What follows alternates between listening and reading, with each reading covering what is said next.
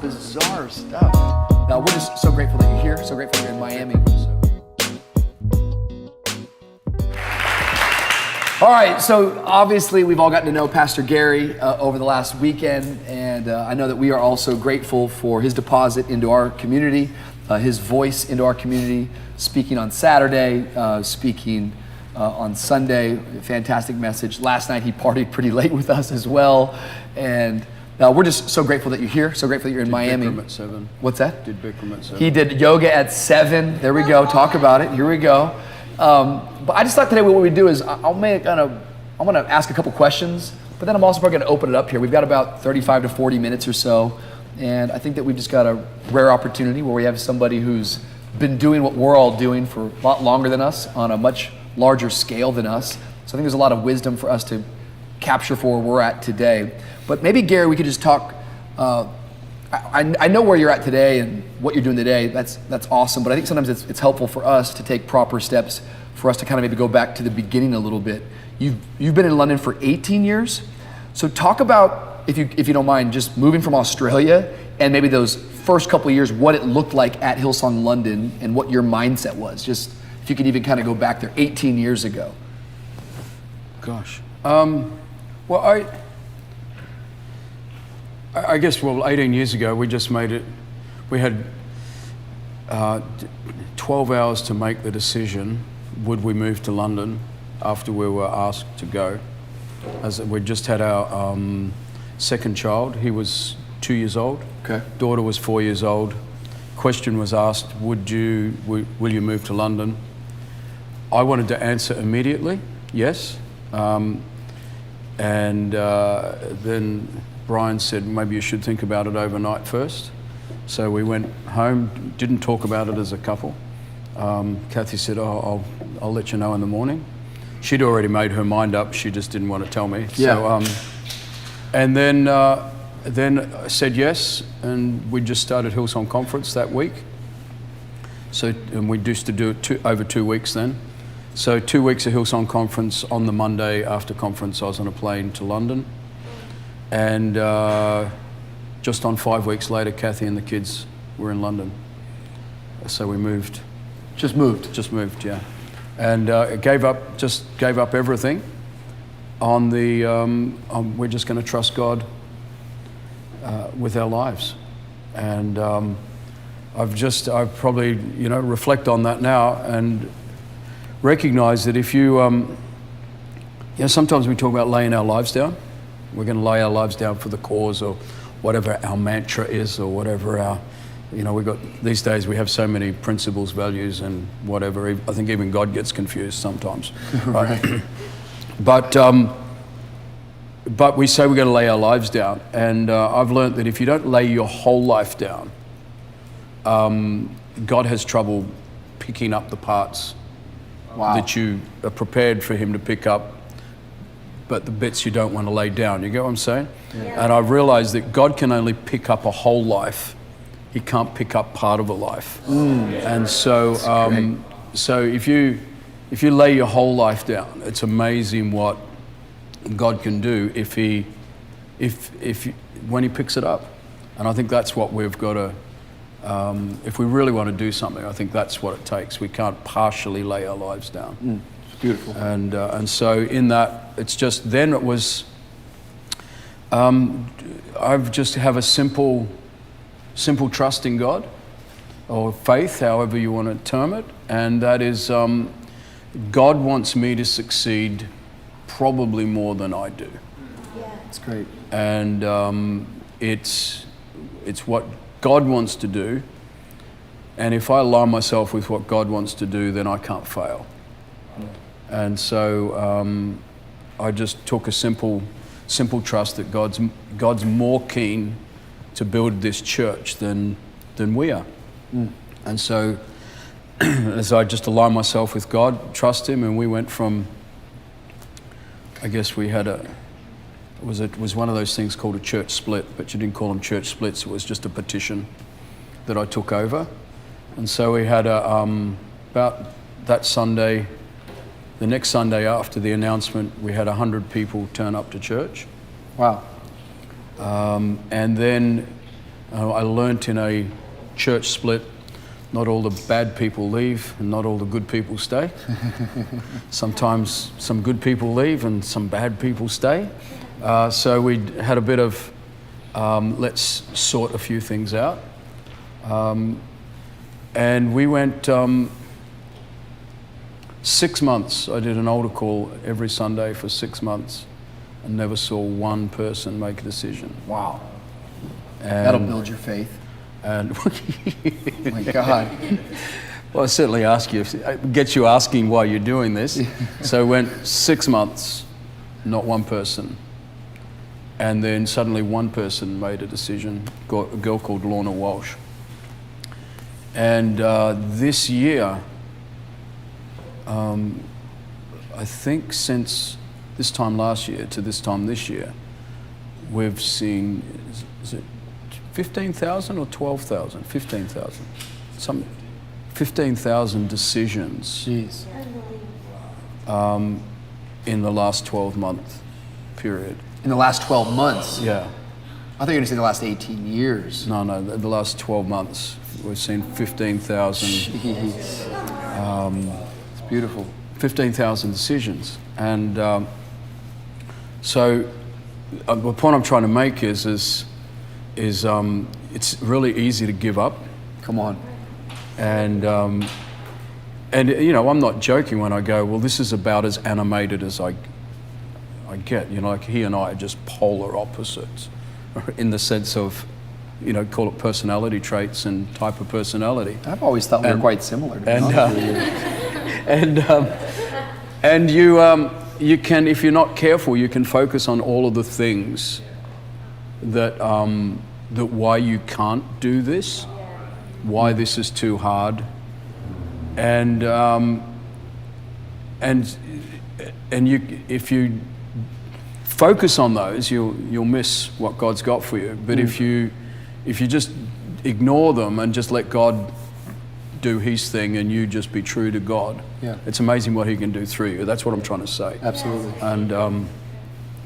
And so I've just trusting God that we would build, and then slowly but surely, one decision became two, and we got venue problems.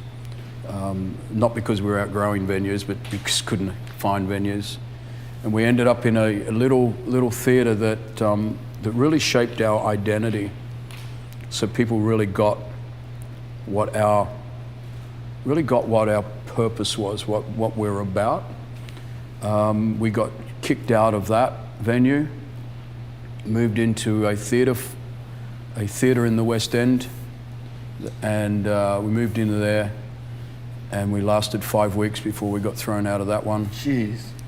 Then we moved into another theatre that was run down, and from there we went, I think it was 2 years, we went from 500 people to 4,000 people in a 2-year period of growth, where we just added one service over one service.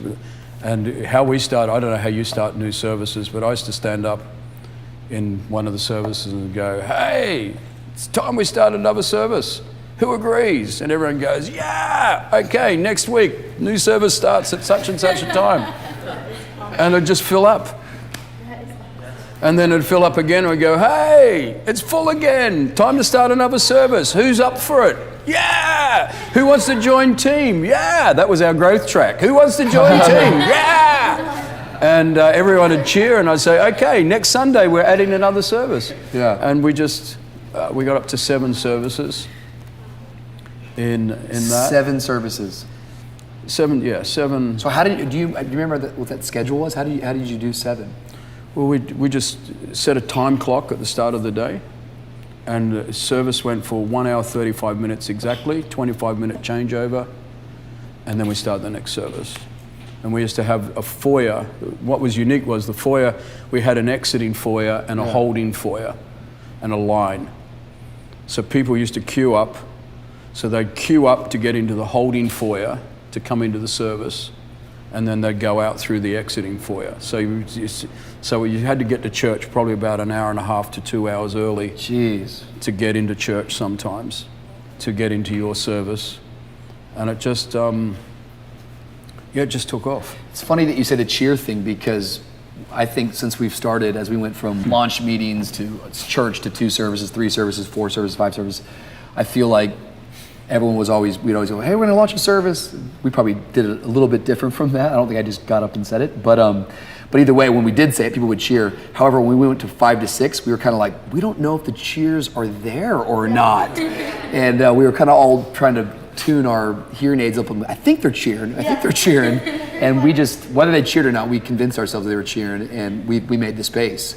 But I think the same thing for us is that we've seen as we launched, as we made space, we kind of say, our phrase is, we make space, God makes a miracle, he fills the space. Yeah, well, I've noticed over the years, and this is where, and let's face it, it is hard work, but if you lay your life down, that's why I thought that's why we do it, right? So that's my basic assumption with what we do. And I've noticed over the years, so we started a Christmas carols thing, right? So, and when we first did it, that's a stage production, right? Yeah. Well, it wasn't like that when it started. Okay. So, because Christians are so cool, and we don't sing Christmas carols, and I said, yeah, but Christians don't sing Christmas carols, but it's the only time of the year non-Christians even think about baby Jesus. So, let's think about Christmas carols. Good. And it was so fighting the so-called creative people and all of that was just a fight. So I decided I'm just going to take this attitude on, and they lost and I won, and then I like that. And so I've sort of mellowed over the years, but so you're saying you were more intense then? Yeah. Wow. I love it. I wouldn't take you on. I said we're going to do it. So we just have done that. Then one day we hit Christmas, where Christmas falls on Christmas Eve. Yep. Christmas Eve falls on a Sunday. That's this year. Yeah, for us. yeah. So we couldn't. We got nowhere to have church. So I said, let's do Wembley Arena, which is you've spoken there, right? So everyone's like, well, let's give it a go, and so we started that. And we had 2,500 people turn up in a 10,000 seat venue. So that was a great Christmas day. So not good. The people I went to Christmas Day with, I said, we're not talking about church. This is about Jesus and us, and we're not going to talk about yesterday's failure. Right? It was no one was allowed to talk about the failure. Right. Right. But the funny thing is then we kept at it and kept the fight. Yeah. So the next time, we got it up to 10,000 people turning up. Then we said, let's do a second service. We got it to 20,000 people. And then last year we added a third service and we got it to 30,000 people. Jeez. And the reason I'm saying that is what I noticed was every time we took the step to make more room, whatever the room was, it filled. So we weren't turning people away, it filled. And I noticed even the same way as you do the services, as we've added services, it just fills. Like we just started another campus, call it a campus, it'll become one, but for 11 o'clock, because our 11 o'clock service is too full, always has been, it just doesn't grow, right? So we started it, and I thought what we need to do is our goal is to get at least 500 people out of the 11 o'clock service into this one. So that was I'll jokingly say, if you're from North London, you're not supposed to be here today. You're supposed to be in, right? So that was the joke. So that filled up, and 2 weeks later, the Dominion was full again. It just filled up. And I just believe, as you taking on what you said, is you just keep adding to what you do, God will fill it up. It will, and if you believe it, it will fill up. Our job is to provide the tools, so God can God can do His it's beautiful. His thing, and you know. So we're talking about Christmas. Do we do 4, or what do we do? Or how does that? And I've just watched God. You just add one, and we add another service to the Dominion for something special, and suddenly it's like, well, hey, we're up 2,000 people this Sunday. How does that happen? So we weren't up 2,000 people and turning away 1,000. We weren't up 1,000 with 1,000 empty chairs. We were up 2,000. Wow. Just add another thing and it just fills up. It's incredible. And it's been fairly consistent whenever we do that. And I think you'll probably find exactly the same thing. The challenge is how can we keep doing that? Sure. Where do we get the energy from to make sure that we can just keep doing that? I think one of the things I'm really curious about with your guys' story that would really be applicable to a lot of us that are here. Does that make sense, what I'm trying to say? Absolutely, yeah. We got to figure out how to keep resourcing people, how to keep developing leaders. Making space sounds easy on paper, but what that requires is 100 more servant leaders. It requires more worship leaders, more MCs, more preachers, more people that know how to run the TV team, more people that know how to look after people when more problems come in, more facilitators for growth track. We go through the list of it. We can say let's add a service, but we all know to put a service on that we like requires more people in hands. That's why it's not so easy to say, I think Luke and I are ready to go 7 services, 8 services, but it's not based upon what Luke and I are able to do. It's about getting everybody else to come on the journey to do more. My question, and I think this is really applicable to us, is that I've been going to Hillsong London I've known about it for a decade, but probably getting to go quite consistently. There was a season there where I went like 4 or 5 times in a year working with a lot of the youth team. But you had a big momentum. I mean, you've been in a continual state of momentum, but a lot of your momentum as you talk about your story in shaping was when you were in a theater called the Mermaid? Mermaid, yeah. So it was called the Mermaid Theater. It's had about 600 people, so roughly around JDD, a little bit bigger than that. But that's where they went to 7 services. That, to a lot of people, like in what we all do, which is church life, and we're trying to build the kingdom of God, is what you'd call holy momentum, which most people think that's what they want. They're like, I want to be a part of something like that. And most people live their whole life trying to get momentum. When you have momentum, you think you'll always have it. When you don't have momentum, you think you'll never get it back. It's a life cycle of momentum.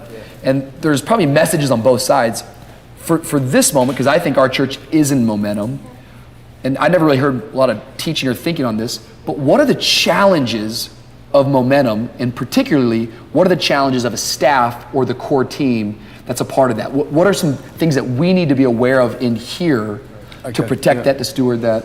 Okay, so this is where the challenge. So if you got to remember where momentum comes from. All right, the momentum doesn't come from the froth and bubble stuff, right? It sort of drives it, but you get what I mean by the froth and bubble, the excitement, the buzz, and all of that. Now that drives it, but it's what creates the froth and bubble is the thing that, froth and bubble is not a very good word, but I can't. We don't use it much over here. But you get what I'm trying to say. Design district. In other words, the visual, this is what it all looks like, right? So it's what creates that is the most important thing. And what tends to happen in all the buzz and the excitement and the awe and the whatever God words you want to have to it, what you find yourself doing is slowly but surely you start ignoring what actually created it in the first place.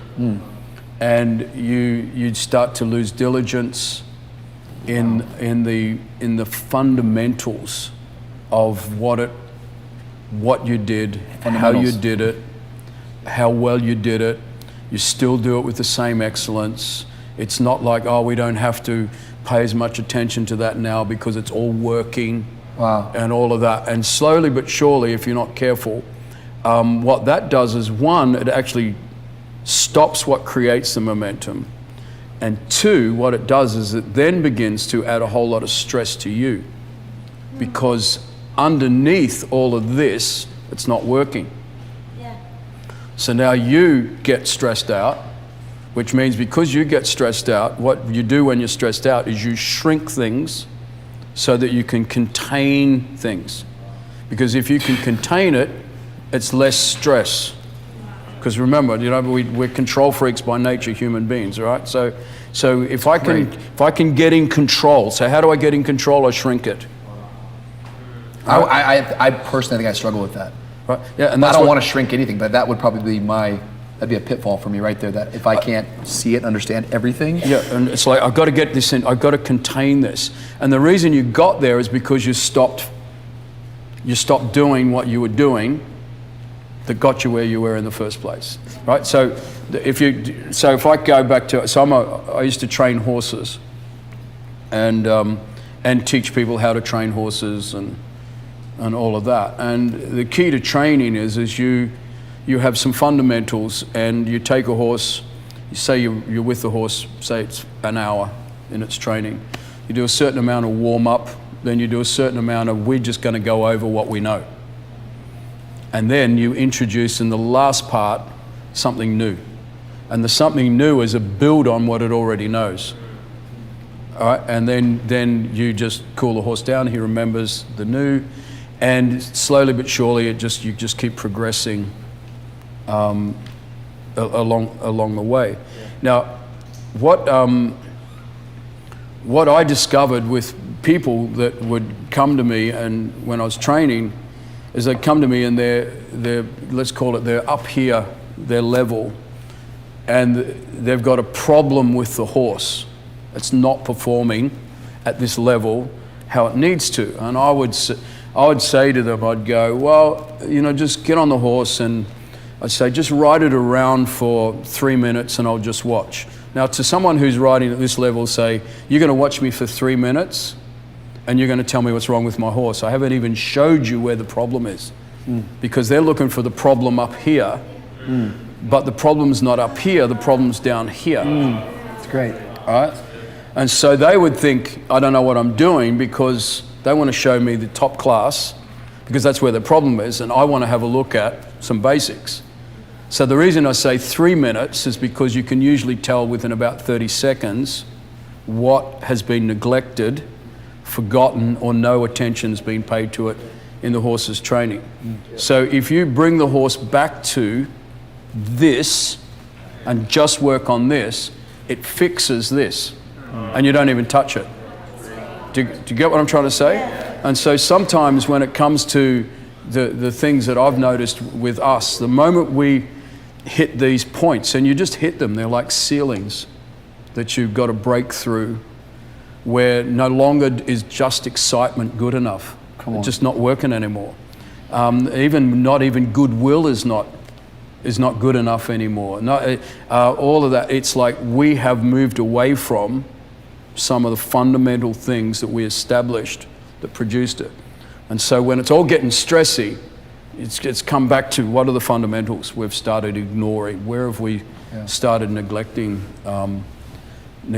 things? And so that, I would say just be really wary of it. Be really. What are some key fundamentals you expect out of staff back in Hillsong London, out of key leaders, elders, pastors?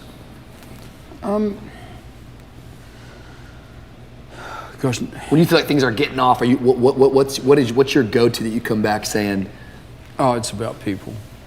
People. Don't lose sight of. Two things. Don't lose sight of what we're doing. We're not putting something on. We're actually creating an environment for people where they can grow and all of that. And then the second thing is you just think you're too clever because you're doing too much. Because what happens is because you can step into, well, I can do this, I can handle this, I can handle this, I can handle this. And let's face it, we don't cry until we've hit what I was talking about the other day. We don't cry until we've hit our capacity. We don't cry until there's crisis. We don't cry until it's, oh, I can't do this anymore. But you started not being able to do this long before you hit that point. Wow, that's great. All right, and so that point you hit was because you hadn't included enough people, and you just kept adding more to yourself. You're superhuman. You can do it. You can handle it. I can do this. I can do 7 services. I can do 6 services. I can turn up every one, and I can. And then you hit a point where you can't anymore. And the problem is, as soon as you can't anymore, you turn around and there's no one to give it to.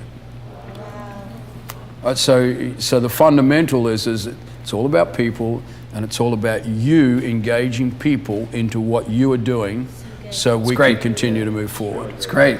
It's vital. It's vital. Whatever you're doing, we talk about this a lot. Whatever you're doing, who are you bringing on the journey? How are you involving people into your life? I am curious, Gary, with you, and I don't know if you can all the way break it down, but as you think about 18 and a half years, starting out with 100 people, now today, thousands of people, my guess is that there were some things you had to do at 100 people that you can't do anymore because you've had to raise people up to do those things. What does your life look like? And I remember when the first time I came over, one of the weirdest things you said to me back then, now I get it a little bit, but I was like, hey, so we went by the office and I saw this incredible office space, lots of people. I go, where's your office? He goes, I don't have one. I go, what do you mean? He's like, yeah, I just meet wherever the meeting is. I was like, but you don't have an office? Nah, who needs one of those? I was like, but everyone else has offices, not me. And I'm like, okay. I still don't have one. Yeah, well, God bless you. I've got one, but I'm gonna burn it and board it up. But I guess what I'm curious is just because I think that the way that I hear that is that what you're doing right now today, when you're gonna have this breakdown, freak out, anxiety moment, I can't do it, is when you've just kept adding to your plate, but you haven't been spreading off of your plate to the people around you. And what happens to us is that we lie to ourselves and we say, because you didn't raise up people, you start saying that's not as important anymore. So good case in point, Luke, we talked about the other day, we were talking about staging, me, you, and Jerry, and it was I'm kind of on a progression right now where it's these guys, some things maybe I was really involved with before, I'm going, I trust you to be more involved with it because I'm working on this part, but we've got kind of sometimes this programming that unless that person's involved with it, it's not that important, but it's actually going, no, it's just as important. I just trust you so much to carry that thing out the exact same way that I would carry it out if I was in it. That has to become the anthem of your life too, that maybe today you're doing growth track. When we first started, Manu was the only one, I think, other than me, allowed to teach growth track. Well, since that time, she's raised up people, and there's people, she's not even in every growth track anymore. But I need whoever is in there, that Manu has raised up people that would care about it at the same level I would care about it, the same level that she would care about it, because it's fundamental to what we're doing. And if we needed to go back and do it, we could go back and do it, but the reality is that we're moving forward, and she's gonna have to be able to oversee a whole lot more, and the only way she can oversee more is by involving more people. Yeah, and the challenge is because if it's an obvious question, but if I said, how many people love what you're doing right now? Everyone would do this, and even those of you who don't, you're going to do this because you're not going to put your hand up when I ask the question, right? So, by the way, can you just show everyone your new tattoos? Today, guys, first tattoos here in Miami. Come on, give him a big round of applause. He's going back, and once the elders find out about this, I hope you still have a job. Yeah. So the challenge is most of you do what you do because you love what you're doing right now, right? So I'll give you an example. You said to me, what are the things that are different about my life now to what they were?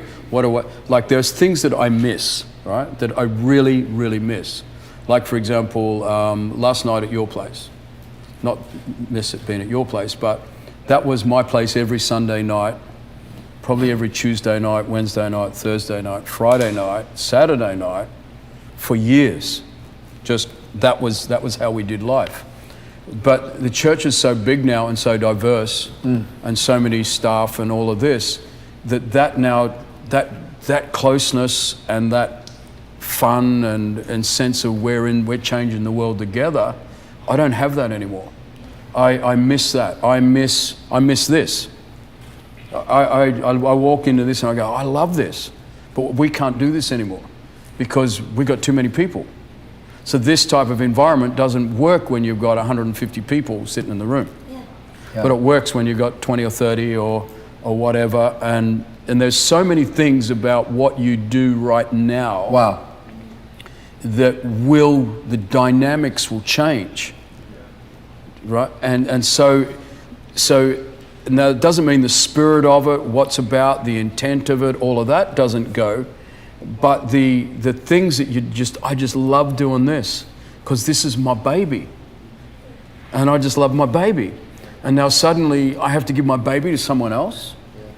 I've got to share that baby with somebody else. My space, my proximity to leadership, my proximity to staff, all of those dynamics change. And the hard bit is that where it changes is what you love, and you've got to, and suddenly there's pressure, and most of the time it's pressure on things need to change, but I don't want it to change because I love it how it is. And we don't say that because we know the wrong words, but I'm talking about the internal, the internal dynamics, and so much of and what I've tried to get into my head, and it's easier said than done, is it's a little bit like children. People say, what's the best season that it is for having kids?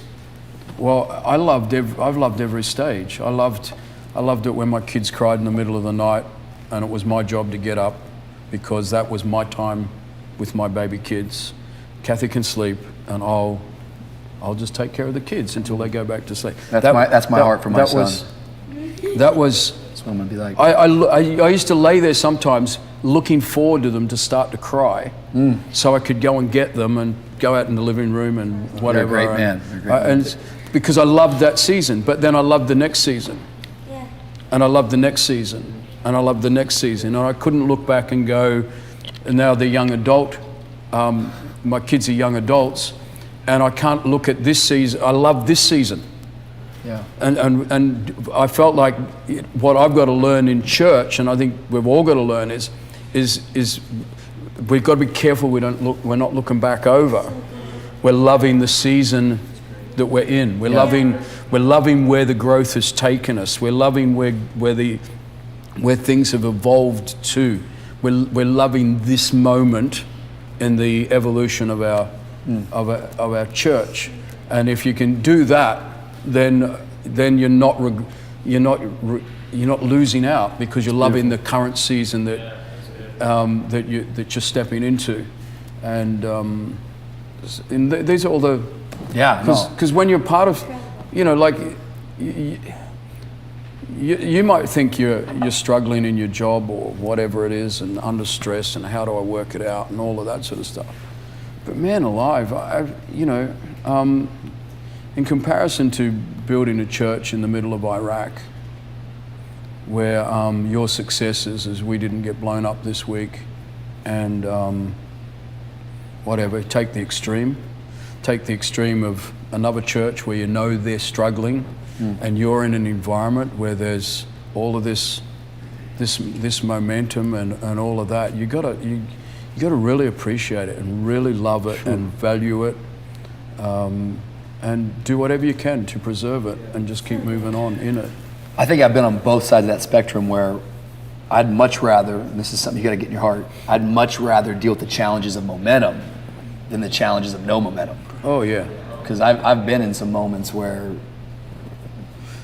wanting something to, having a dream, having a vision, yet you can't even take steps towards it. And I would much rather figure out all the complications, the tangles, the confusion, the challenges of growth and momentum.